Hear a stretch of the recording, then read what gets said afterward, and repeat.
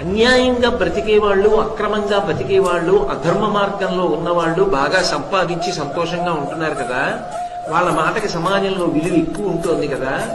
ధర్మాన్ని పట్టుకున్నవాడు, న్యాయంగా బ్రతుకుతున్నవాడు బహుపరిమితమైనటువంటి ఆర్జనతో ఉంటున్నాడు. పైగా ఆయన పొందుతున్న భోగం ఏమిటి, ఆయనకి సమాజంలో ఉన్న గౌరవం ఏమిటి, సమాజంలో ఉన్న విలువ ఏమి లేవు కదా. లేనప్పుడు ప్రత్యక్షంగా కంటికి అధర్మంలో ఉన్నవాడు గొప్పగా ఉన్నట్టు, ధర్మంలో ఉన్నవాడు తక్కువగా ఉన్నట్టు కనపడుతోంది కదా. మరి అటువంటప్పుడు ధర్మాచరణానికి ఏమి ప్రయోజనం ఉంది? ఒక్క మాట మీరు బాగా జ్ఞాపకం పెట్టుకోవాలి. అనుశాసనిక పర్వంలో భీష్మాచార్యుల వారు దీని గురించే చెప్పారు. వాడికి గత జన్మలలో సంపాదించుకున్నటువంటి పుణ్యము క్షయమైపోతారు. ఈ జన్మలో అధర్మము పాపము తప్ప వాడు చేసిందేం లేదు.